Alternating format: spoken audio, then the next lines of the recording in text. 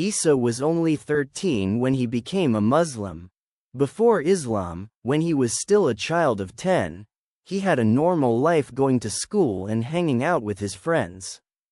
Then, in high school, his cousin, who was 15 at the time, embraced Islam and used to visit his family's house and talk about Islam. The family members had different opinions and there were many debates, but he kept quiet and just listened. One day, when he was at home, she called and asked him to come to her house, which was a 15-minute walk away. It was his aunt's house. His cousin showed him the Quran and asked him if he knew what it was.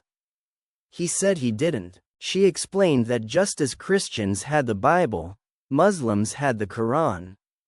He admitted that he knew nothing about Islam or Muslims. He only knew what his mother had taught him about Christianity. His cousin spoke about Allah Almighty and the Prophet Muhammad, saying that he was the messenger of Allah and that he had brought the Quran from Allah Almighty. He clarified that Muhammad, may Allah's mercy and blessings be upon him, did not write it and that it was a revelation made to him. It was the scientific miracles in the Quran that caught his attention. What stood out were the facts and figures mentioned in the Quran. It was simply incredible to read the details mentioned in the Quran about the formation of the baby in the mother's womb, the stars, the oceans, and how science today recognizes all these facts. He was surprised by this.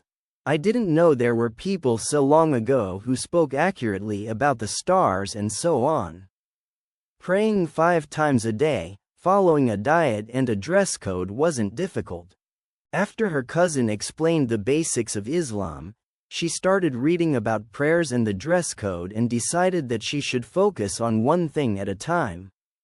She began her journey into Islam with the most important thing, the prayers.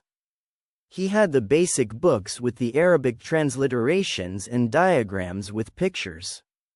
Since then, much more material has become available to help new Muslims.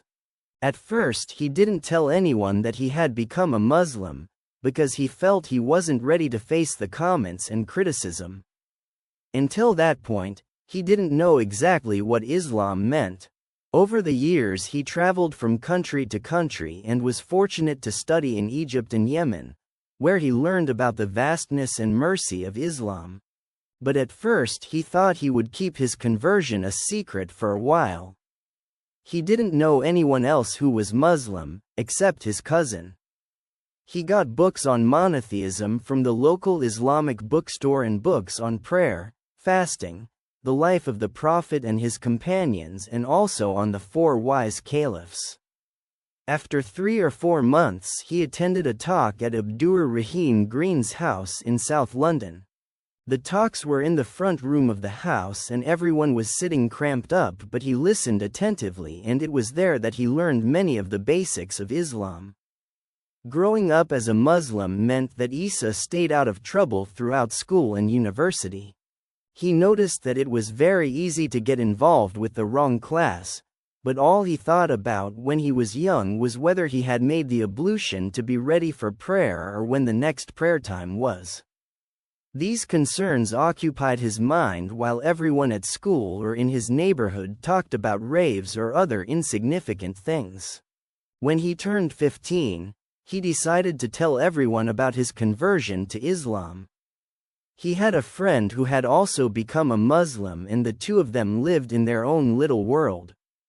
They hung out together and even went to the mosque together. They often got into trouble for leaving school to attend Friday prayers. Despite his young age, Isa didn't think Islam was strict. He thought it made sense. He understood why alcohol was forbidden. It made sense to him that people shouldn't drink, because he could see all the harm that came from alcohol. Some might think that becoming a Muslim at such a young age would isolate people from non-Muslims, but that wasn't the case with Isa. He interacted and functioned normally, but there was always a line he didn't cross.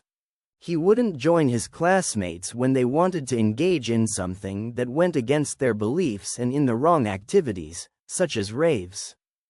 When his non-Muslim classmates invited him to these events, he made various excuses and didn't go. Finally, here are a few words from Brother Isa. I suggest that new Muslims research the lives of the companions and see how they put Islam into practice. The companions received Islam from the hands of the Prophet. You can find true information about Islam, but you have to do your research and not be lazy. The best place to acquire knowledge and make sure it's the right knowledge is to read the Quran and then look up the hadiths, especially Bukhari and Muslim.